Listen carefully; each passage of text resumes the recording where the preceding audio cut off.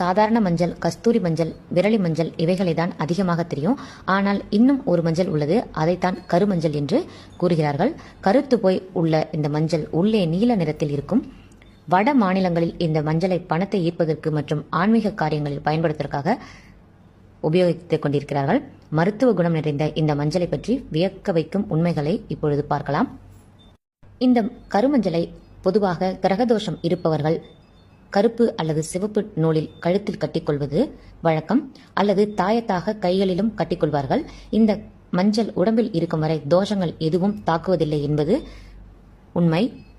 சக்தியுள்ள கருமஞ்சள் சனி பகவான் மற்றும் ராகுவால் ஏற்படும் பாதிப்புகளை குறைக்கிறது. உங்களுக்கு பணம் தேவைப்படும் சமயத்தில் நீங்கள் பணத்தை யாரிடமாவது கேட்க செல்கிறீர்கள் என்றால் அந்த நேரத்தில் இந்த கருமஞ்சளை நீங்கள் கல்லில் இழைத்து நெற்றியில் திருநீர் போல பூசிக்கொண்டு செல்லுங்கள்.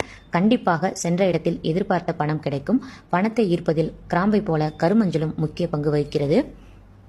அதே போல நீங்கள் யாருக்காவது பணம் கொடுத்திருக்கீங்கன்னா அந்த கொடுக்கப்பட்ட பணம் வசூலாகாத சூழ்நிலை இருக்குது அப்படின்னா இந்த கருமஞ்சளை கொண்டு சென்று பாருங்கள். நீண்ட நாட்கள் வசூலாகாத பணம் கூட சுலபமாக வசூலாகிவிடும். அதே மாதிரி நிறைய கடனை வாங்கிவிட்டு அதை அடைக்க முடியாமல் கஷ்டப்பட்டு கொண்டிருக்கிறீங்கன்னா நீங்க முதல்ல இந்த கருமஞ்சளை வாங்கி உங்களுடைய பணப்பெட்டியில வைத்து விடுங்க. கருமஞ்சள் இருக்கும் இடத்தில் பண ஈர்ப்பு இருக்கும், பண பிரச்சனை நீங்கும். கூடிய விரைவில் நீங்க வாங்கின கடனை எப்படிதான் அடைச்சோன்னு தெரியாம கூடிய விரைவில் அடைத்து விடுவீர்கள். இந்த கருமஞ்சளை நீங்க எப்படி வைக்கணும் அப்படின்னா சிகப்பு அல்லது பச்சை நிற பட்டு துணியில் இந்த கருமஞ்சளை வைத்து இறுக்கமாக கட்டி பயன்படுத்த வேண்டும். இதை நீங்க பணம் இருக்கும் இடத்துல வைத்தா போதும், அந்த இடத்தில் பண வரவு அதிகமாக இருக்கும்.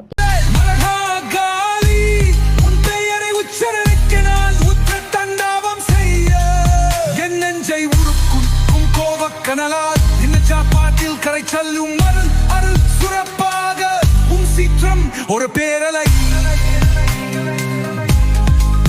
என் உயிரை எழுப்பி இறைய வைக்கும் உன் திருவடி என் பரம